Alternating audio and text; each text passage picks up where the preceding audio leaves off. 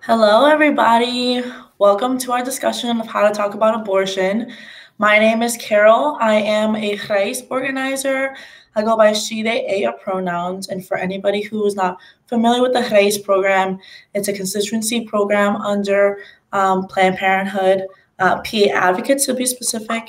And we focus on Latinx growth and movement building. Kai, would you like to introduce yourself? Sure. Thank you. And thanks everybody for being here. My name is Kai. I go by they, them pronouns, and I am the interim regional field director for both Western and Southeastern Pennsylvania for Planned Parenthood Association of Pennsylvania. Awesome. So to get started, we'll go over some of the objectives for today and some of the things that you'll be learning, hopefully in this presentation. To start out, I'll be talking about the current state of abortion access in Pennsylvania, give you a little debrief, a little introduction of Planned Parenthood in general. We'll go over some research. So Kai will go over research about how widespread and common abortion is nationwide and in Pennsylvania, and some tips of how to combat anti-abortion messaging using some values-based messaging.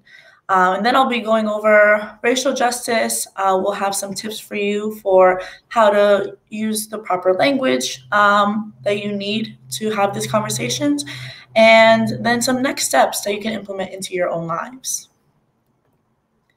So to start out, this is a map of Planned Parenthood in Pennsylvania. As you see, we're split into three separate colors, and these are the three affiliates that run our health centers. So we have Planned Parenthood of Western PA, which is in pink on the far left, and that involves the western part of Pennsylvania, including Pittsburgh and the surrounding areas. In blue, you have Planned Parenthood Keystone, which runs Central PA health centers and like northern east part of Pennsylvania, which takes over all of Lancaster, Harrisburg, York, Reading, all the way up to Scranton, and then all the way over to like the Allentown, Lehigh Valley area. And then you have Planned Parenthood of southeastern Pennsylvania, which is Philly and the surrounding areas. This map is really important because you can see how the stars are actually where we have health centers located. And unfortunately, they're pretty scarce in the northern part of the state. So that goes to show you kind of the lack of accessibility to these resources for a lot of folks. And we'll go over why that is in regards to like all the TRAP laws and all the things that have been put into place that restricts services that are, available to folks. So just to go over some of the services we do provide, well, not we, but these affiliates that they provide, cancer screenings, they provide PrEP, PEP, contraception, they provide gender-affirming hormone therapy, in addition to abortions. So there's a wide variety of different services provided, and they're all really important to the tapestry of health, wellness, and self-determination for all of our patients. Our affiliates do serve over 90,000 people a year. So like that's really important to understand that although they're pretty widely spread apart, a lot of folks do travel to them to get those important affordable services that are needed. And in addition to in-person services, there are also telehealth services. If you want to, there's like information that you can talk to a provider over the phone and over video, and those were services that were continued throughout the pandemic too. So we work really hard to make sure that healthcare is really accessible, not only on the health side of it, but also, when we're advocating. So if you go to the next slide, this is a really good chart that shows our patient base. So Planned Parenthood Association of Pennsylvania serves a wide variety of patients. And just looking at the numbers, you can see that we do serve more than just folks identify as women. Over 10% of our patients that we see don't identify as women. So that includes non-binary folks, that includes transgender men. And that's why it's really important to use non-gendered language when we're referring to patients. We don't say women's health, as we'll go over, we say like patients, Pennsylvanians, and things like that. So we will go over that in more detail.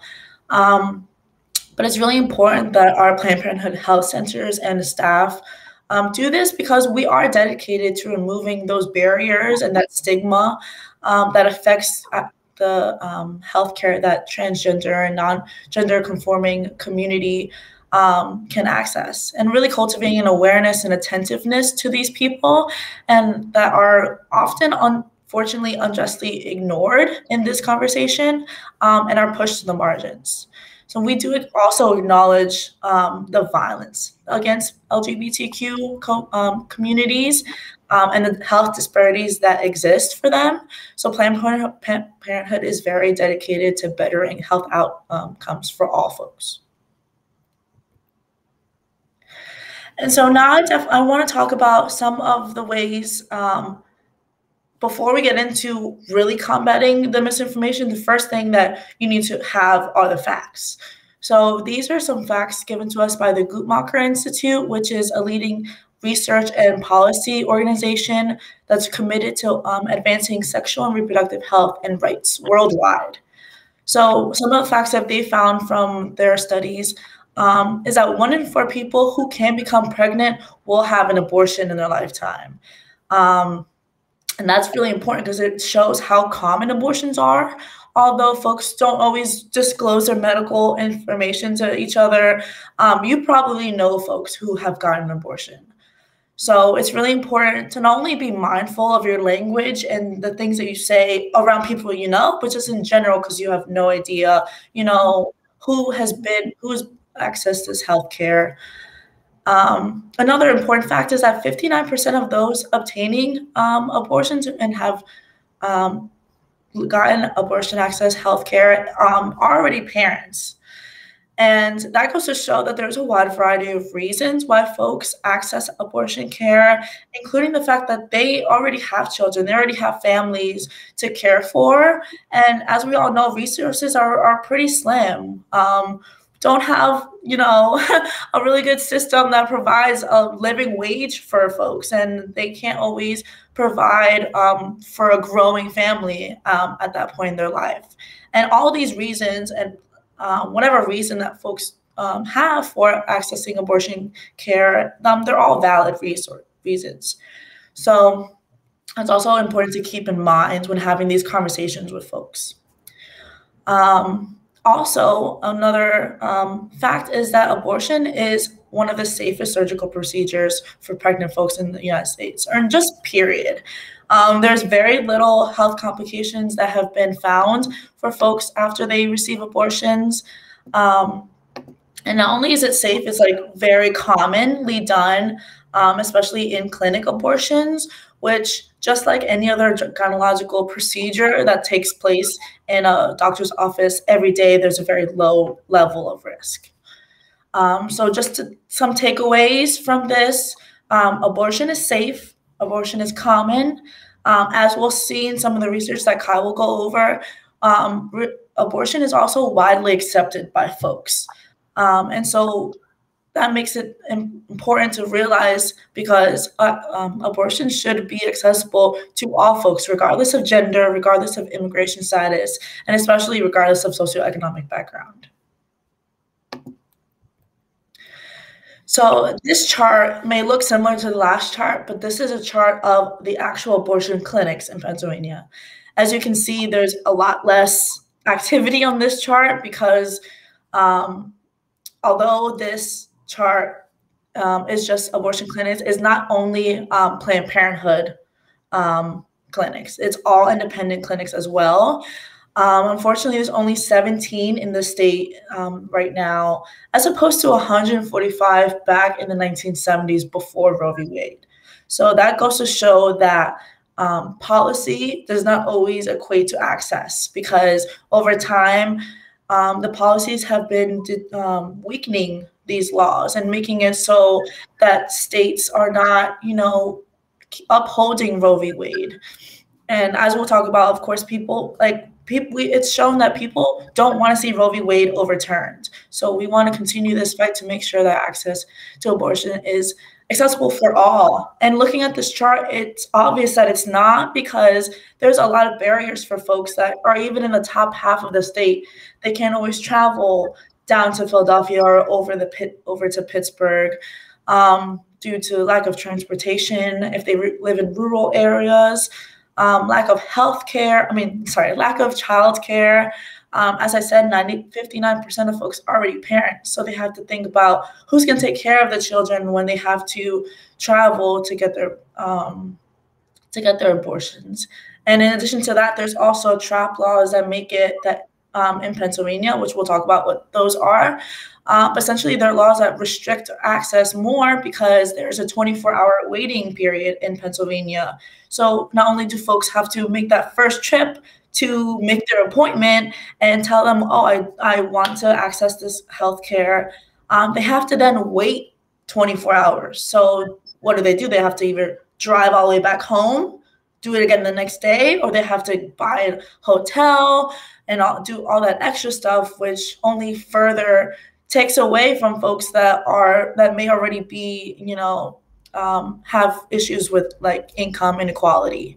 So there's a lot of factors to think about in this conversation that a lot of folks may not immediately think about, but that's why things like this are important to get that information. So it's also important to note that since on the chart on this slide, you'll see that 85% of PA counties don't have an abortion provider.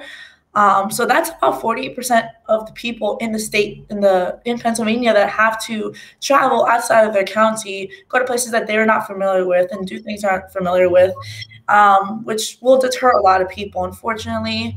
But it's important to note that making abortions inaccessible like this, making them restricted and making them illegal, as we're saying now in like Texas, it's not going to stop abortions. It's only going to stop safe abortions. It's going to make it so folks have to, like I mentioned, go to unfamiliar places, maybe rely on unqualified abortion providers, and perform or go to unsafe measures to end their unwanted pregnancies. So, which is why we're fighting today to make sure that abortions are accessible, safe, and affordable for all. So now I'm going to kick it over to Kai to talk about some of the research behind, how you can combat misinformation. Thanks, Carol. And like you mentioned, this slide in particular is from a research study that was done by National Institute for Reproductive Health. And so they did a survey nationally with folks on abortion sentiments. And overwhelmingly, the results that they got showed the top lines here that people understand that life is complicated, right? And that individual opinions that we might have, they don't outweigh a personal decision, and they don't outweigh the values of bodily autonomy and self-determination. And so just getting into a little bit of the nitty-gritty for the survey, they posed statements, questions to folks, and asked on a scale of strongly disagree to strongly agree how folks felt. And so just going through them, the decision about whether and when to become a parent, and this one is gendered, and I'll talk about that in a second. The decision about whether and when to become a parent is one of the most important decisions a person can face. And the decision to have an abortion is a deeply personal one. Life is complicated and there are no simple answers. These decisions are best left to women, their family, and their doctors. 75% of people who read this statement agreed with it, and 57% strongly agreed, right? And so we know that folks overwhelmingly agree that life is complicated. It is not just one single choice that people are making to terminate a pregnancy. It's oftentimes a multitude of many different decisions and considerations that are being taken into account by a person and their families and their doctors, right? And so going a little bit further than that, what are sort of the values that people come back to when they're thinking through some of this? And I think this can really help to ground us when we are combating stigmatizing language, when we are talking to folks who are anti-abortion. We generally shorten that and call those folks antis. How do we sort of ground ourselves in the values that we can all connect and agree on, right? And And so another one of the interesting statements that they posed to folks, and they did this in two separate ways, which is very interesting. One of the other statements that they said was, I can hold my own moral views about abortion and still trust a woman / people. They posed this question with gendered language, and then they also posed it without gendered language. So they used gender inclusive terms like people, themselves, to make this decision for herself or themselves. And they wanted to see, in doing that, when you use gendered language versus gender inclusive language, do the sentiments change drastically? And the answer is no, they don't. People still overwhelmingly agreed that they can hold their own moral views and they still trust that individual autonomy, right? And a lot of the times people can get concerned, whether they're doing messaging, whether they're talking with friends and family, that if they don't include that specific cisgender term woman, that they might be missing a certain piece of the argument, or that they might be missing a constituent, or whatever it might be. But one of the things that this study came out with is that when you use gender inclusive language, you don't see a drastic change. People still will agree with you. And I think that goes a long way in showing the direction that we want to push for, right? If we're not changing, the reason why we want to use inclusive language is to literally represent the people that are accessing care, right? And to not further stigmatize the LGBTQ plus community, right? But additionally, you're not losing any piece of your argument, right? You're not losing that gusto if you say people instead of women, if you say themselves instead of herself, right?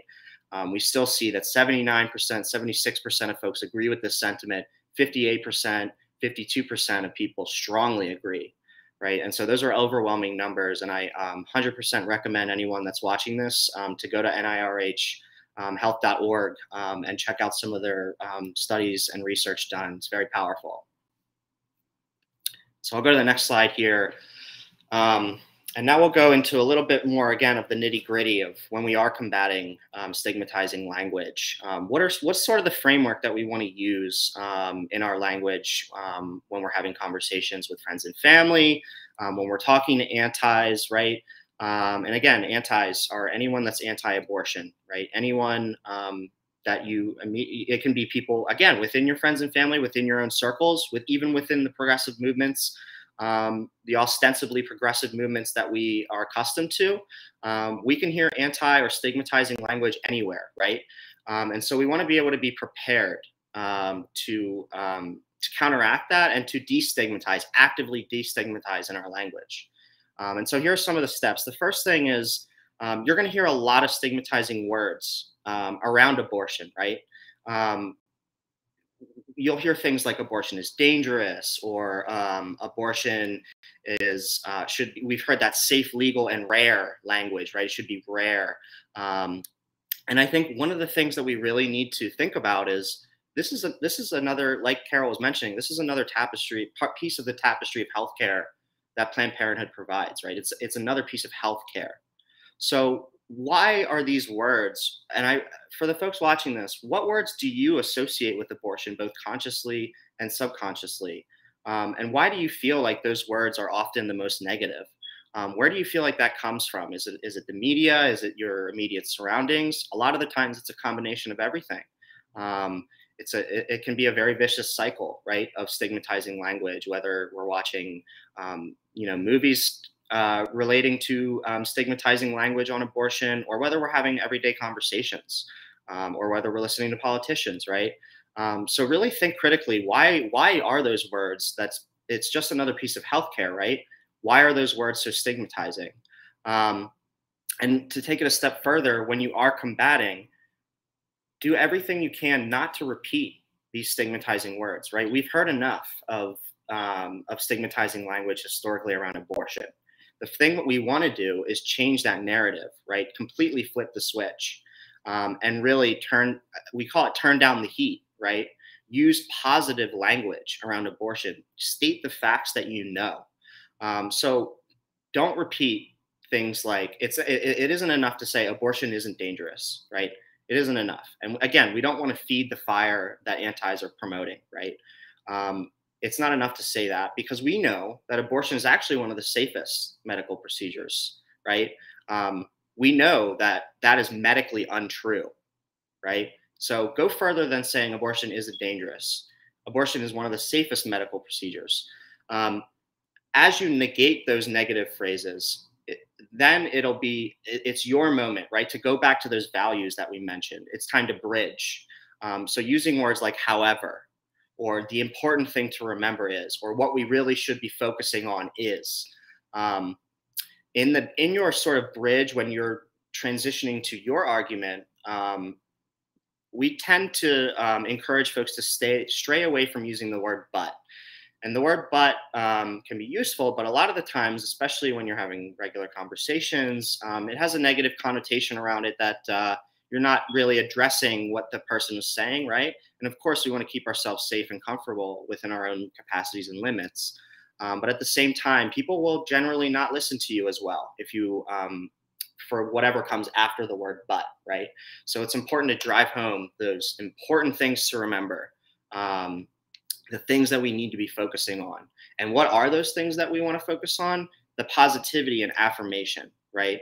Abortion is one of the safest medical procedures that you can get. Abortion is really common, right? We all know and love someone most likely that has had an abortion, right? So we want to, one, use the word abortion aloud. Two, sandwich that word that has always been stigmatized in the media, in our personal lives, in politics.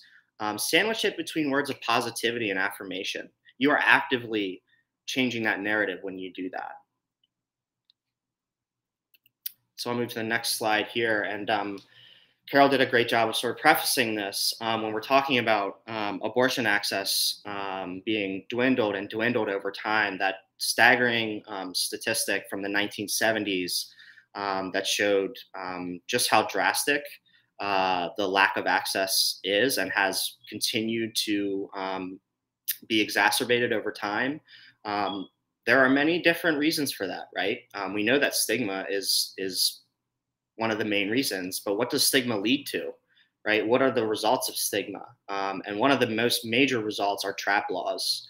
And TRAP laws, for anyone who doesn't know, TRAP stands for Targeted Regulation of Abortion Providers. And so I encourage folks to do their own research on TRAP laws, but really what they are extremely, extremely medically unnecessary requirements imposed on abortion providers, Planned Parenthood, and also independent providers and health centers. And they're often promoted under this patronizing sort of fake well-being for someone. And again, it's because of that stigma, right, that we see things like this, the stigma that abortion is dangerous, quote unquote. We see TRAP laws. Again, these folks should really do their research on these because it's one of the most insidious things that you might see. But they are targeted, they are intentional, and they have been decreasing access over time for a long time.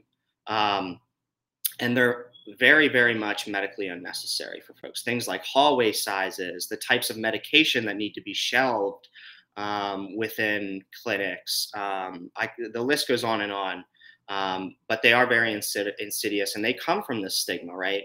And so how do we combat this? Like, where do we even start? One of the things that, again, is important to really remember is abortion is safer, is one of the safest procedures, right? It is safer than pregnancy and childbirth. It's actually 14 times safer than childbirth. These statistics are coming from the CDC as well as Guttmacher, and we can share the links with y'all. But this point here is not to stigmatize any other piece of care, right? It's not to stigmatize pregnancy. It's not to stigmatize childbirth. It's to really show the evidence that when folks say abortion is dangerous, that is factually and medically untrue. And we know that that is just to further stigmatize abortion care, right? And so abortion is 14 times safer than childbirth. And complications are extremely rare, as Carol mentioned. And this number you'll see a lot, 0.05% of abortions result in complications. A lot of the times, those are just minor infections, very treatable. There is no medically accepted evidence that links abortion to any type of illness or disease. You'll hear folks link it to breast cancer or all kinds of different things. And again, factually untrue, medically untrue. And then again, you'll hear this from us a lot. Abortion is both it is both extremely safe and it's extremely common. 1 in 4 folks who can get pregnant will have an abortion by the age of 45, and I think that's extremely important to remember when we are combating this in our daily life. So another piece of misinformation that we often hear, again within our circles, in the progressive movement, we hear this from allies, we hear this from antis alike, are good reasons versus bad reasons to have an abortion, right? A lot of the times these are attached to intersectional issues like disabilities. When you see Down syndrome bans come up in legislatures, or when you think about timelines, abortions after 6 weeks are bad, abortions after 12 weeks are bad. One of the things, again, that's important to remember is antis opposed to abortion will say and do, they will attach these issues to anything designed to make abortion impossible to access, right? And so overwhelmingly, what we see is that no matter what issue they attach it to, that is not the issue they want to address, whether it's a Down syndrome ban, whether there's a specific aspect of race involved that they want to promote. It is to eradicate abortion access.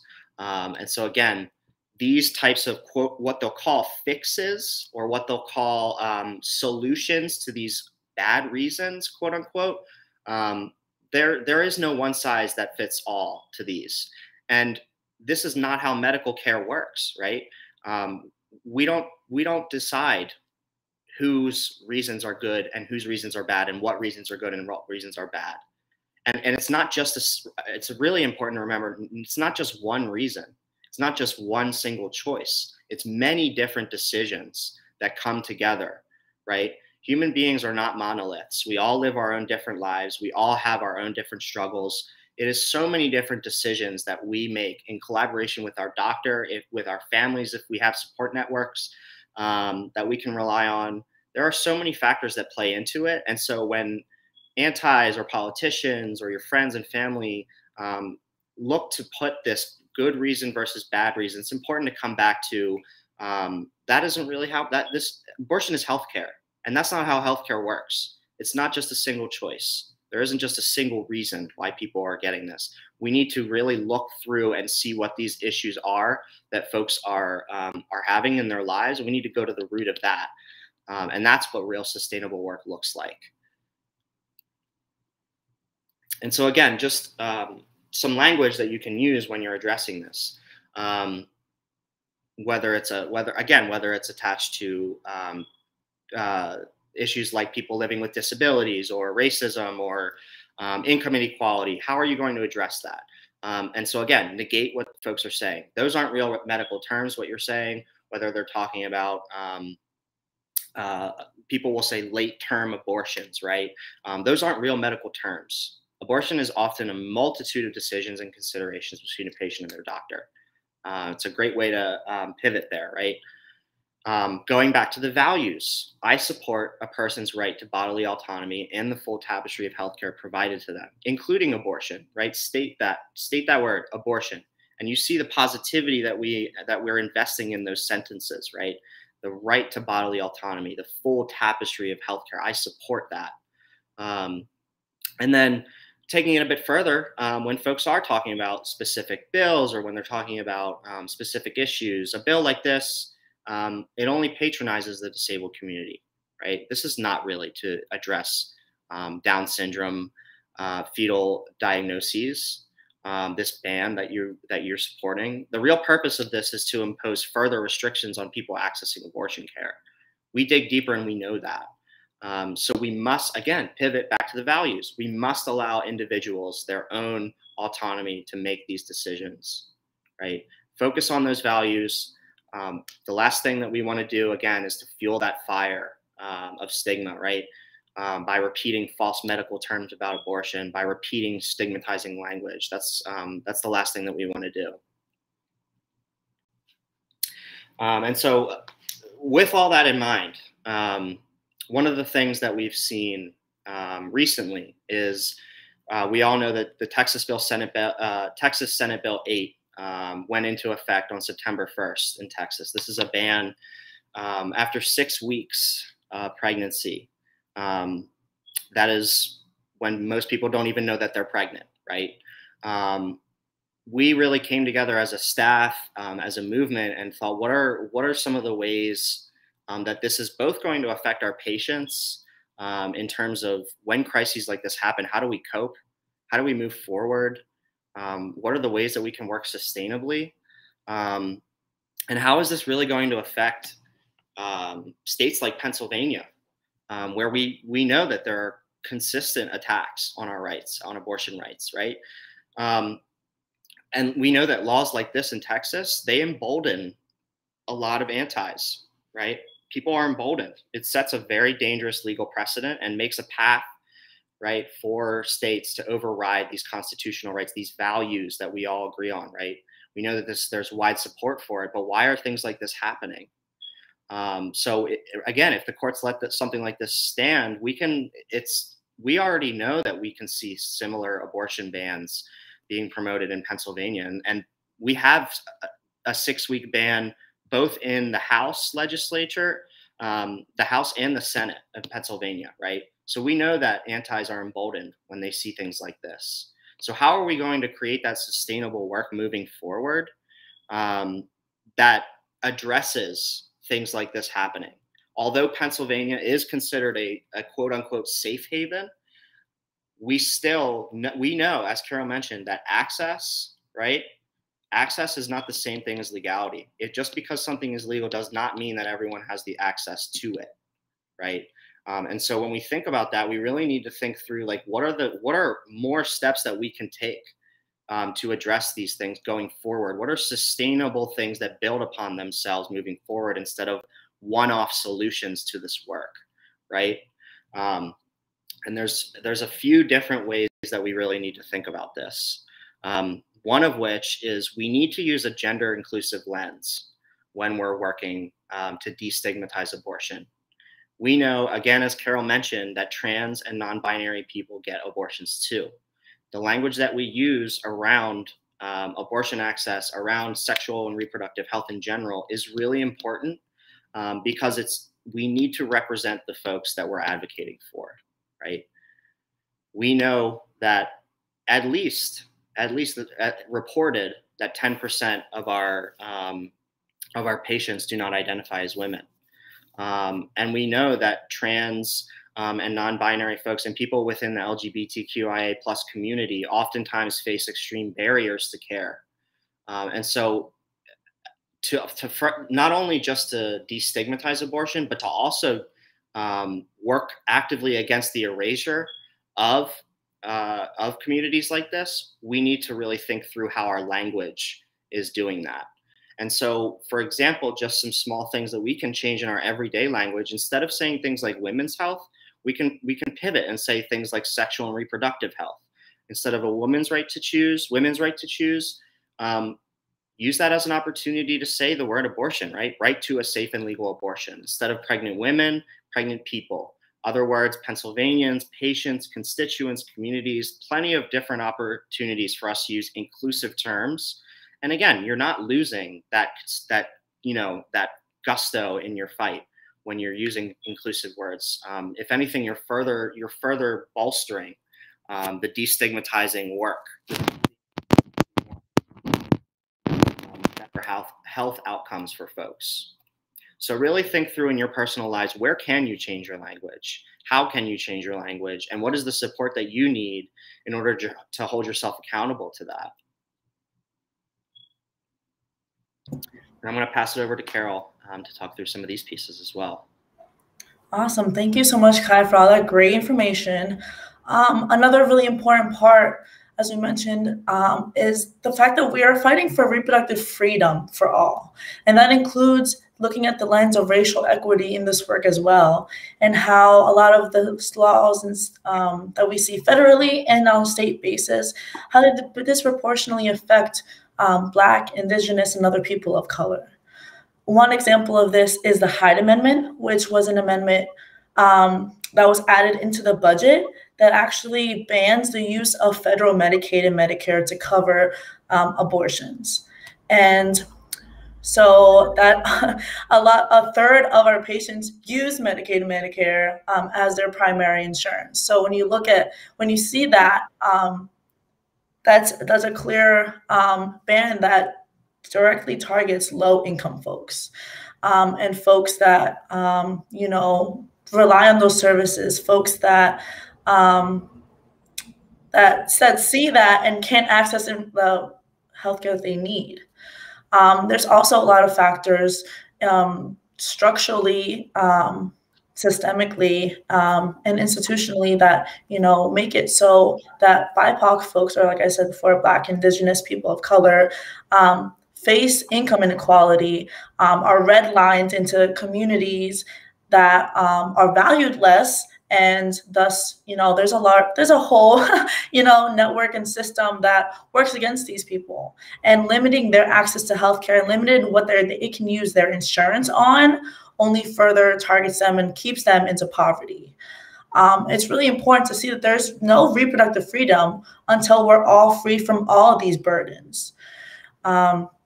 So when we're looking at ways that we can combat this and really act to make sure that folks like myself as a Black queer woman, that we have access to this, there's a lot of things that we can do. So if we look at the next slide, this is a great graphic that was given to us by the Women's Medical Fund, which is an abortion fund, which I'll talk more about shortly. But these are some ways that you can get involved locally.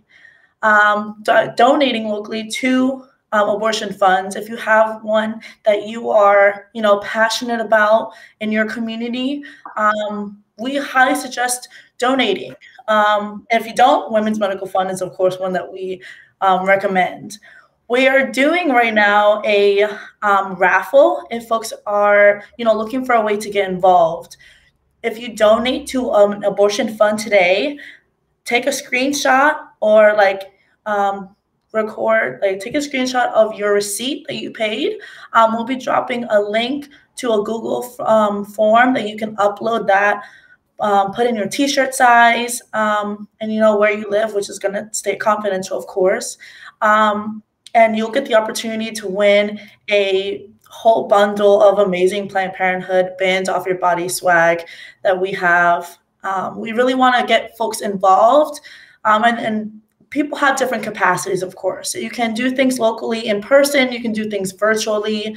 You can even host just a discussion, a speak-in, a gathering, gather your friends and family, folks in your community, and just have a discussion about abortion. Let them know some of this information that we tell you today, how abortion is safe, is common, and it should be accessible to all folks.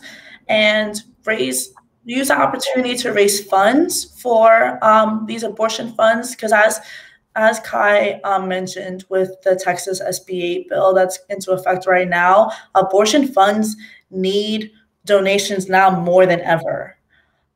So definitely try to do things like hosting a bake sale, a wine tasting, whatever you and your friends are interested in. Just host a fundraiser, talk to a local business in your community, and see if they'll be willing to, donate some of the proceeds to a local abortion fund. There's a ton of different options, and this information and more is going to be provided at the session afterwards at 1:00. The Women's Medical Fund will be doing a talk about some ways that you can get involved, discussing some of their work. So that's going to be at 1:00 today during our Day of Action and Healing. And then some more things that you can do, just keep learning. Keep your minds open to new information. Keep sharing this information for folks. Share this link with people that you think may need some of this information. It's really important to keep an open mind, because that's how the movement grows. That's how we get folks to share their stories and to make their voices heard, is by keeping their mind open, learning about new information, and passing it on. So there's a lot of other steps you can do. So if you want to go to the next slide, these are ways, just reiterating some of the great information that you learned today of ways to combat stigma. First, have these intentional conversations. I know it's really easy sometimes to just completely avoid it. You hear something from someone on Instagram or Facebook and you're like, oh, that's no, like just avoid it. So if you have the capacity, not saying like if it's traumatizing to you to talk about this, definitely like keep that in mind and understand your body and what you need to heal and grow. But if you have the capacity, have this conversation with folks. Let them know like abortion, saying the word abortion, because we don't want to tiptoe around it. We don't want this conversation to be pro-life and pro-choice, because a lot of those words don't have much meaning to people. Avoiding those phrases like pro-life and pro-choice can also help de-escalate the situation, because those words have become politicized and have been stigmatized as well. So being clear about your values, being clear and saying abortion is actually very safe and it's one of the safest procedures. And it's important to keep in mind that also people have the right to bodily autonomy. People have the right to freedom from violence. And speaking about folks that are in detention centers, a lot of them are not receiving those like proper health care. Don't be afraid to have these conversations. Say these folks, no matter what, anybody and everybody deserves that right to make decisions that are best for them medically. Also, it's important to remember the facts. Like I said, these facts, like remember, 1 in 4 people that can get pregnant will have an abortion in a lifetime. 59% of folks that access abortion care are parents already. Like these things will really help. I've had this conversation at the bar once. somebody saw that I had a Planned Parenthood pin. They came up to me like, "Oh, you work for Planned Parenthood? I heard blah blah blah." I don't want to repeat that because it's honestly very traumatizing. But it's like, actually, did you know that 59% of folks that get abortions are parents? So it's not just reckless young teenagers or whatever folks may think. It's folks like you and I, folks like our parents, that just want to make sure that they can have children or not have children in their own timing.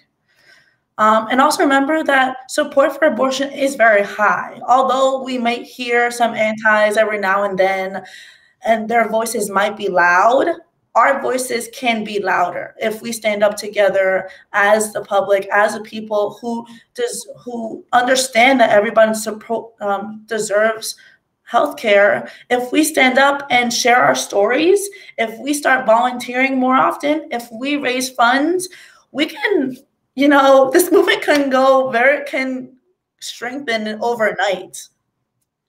Also remember to use gender inclusive language when talking about abortion. It's like we mentioned, all types of people, regardless of their gender, regardless of their backgrounds, people get abortions, and it's not only women identifying people. It's transgender men, it's a non-binary folks. So we want to be inclusive of everyone in this movement, because as I said, we all have really important stories to share, and it's really valuable that we make our voices heard. So on the next slide, we actually have a QR code. If you have a story, if you've gotten an abortion, if you've used any Planned Parenthood services, honestly, you've gotten birth control from us. If you went to see us when you were younger and we told you about, your pregnancy and gave you your options, which a lot of folks, I'm not sure if people are familiar with crisis pregnancy centers, just going to plug this real quick. Definitely do your research. Make sure that you're going to clinics that will give you medically accurate information, because unfortunately there are centers that will target low-income folks, will misinform them about their options, and they're actually not even medically trained people at all. They're folks that are literally trained to lie. So I would definitely make sure, if you don't have a Planned Parenthood in your community, if you go to their website, I'm sure you can find one that's nearby or find an independent clinic that you can trust. But an important part is to share your story, because it helps us not only not only helps the healthcare, the health centers, but it helps us do like proper advocacy work, and it allows you to get your voice out in the community, and to make sure that folks actually listen to us more. Because when they hear your story and they hear how you've personally been affected by these policies and personally affected by the restrictions that are being implemented, they'll listen. So I'm gonna keep this up a little just in case. So make sure you can go back, pause that, get your phone, scan that code, share, fill out that form real quick just to share your story with us. You can do it anonymously too. So here's our information again. If you have any further questions, definitely put them in the chat. You can also email us at calltoaction@pppamail.org. If you have any questions, if you want to volunteer with us, if you have ideas, if you want to host an abortion fund fundraiser in your community and you just don't even know where to start, email us. We'll give you tips. We actually just had a whole health fair in Lancaster yesterday. We had a big sale there. We had different health related organizations, not only reproductive health, we had physical health. We had a bike shop giving basic bike repairs. We had a health equity nonprofit, all kinds of people. We had folks giving flu shots, folks giving booster shots. So there's a lot of things that you can do, even on a small scale, on a big scale, locally, virtually. If you can just donate, everything is appreciated and valued, and your contribution matters. So Kai, did you have anything else to add before we wrap up? No, I don't. I think you covered it all. So I think we'll leave some space in the chat section, the comment section for questions, and we'll do our best to respond. But to anyone that's watching, thank you so much. Really appreciate y'all. Please take this presentation, what you've learned, and apply it in your daily life.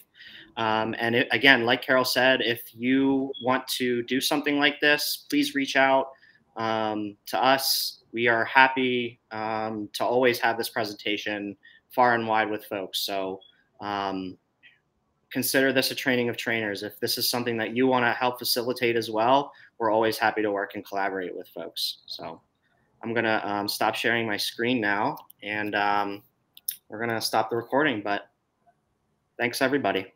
Thank y'all. Have a great day, and continue to watch our Day of Action Healing. We have a lot of great stuff afterwards. You'll learn a lot of space to, listen to stories and listen to folks' experiences. So thank y'all so much. Thank you. Bye-bye. Bye.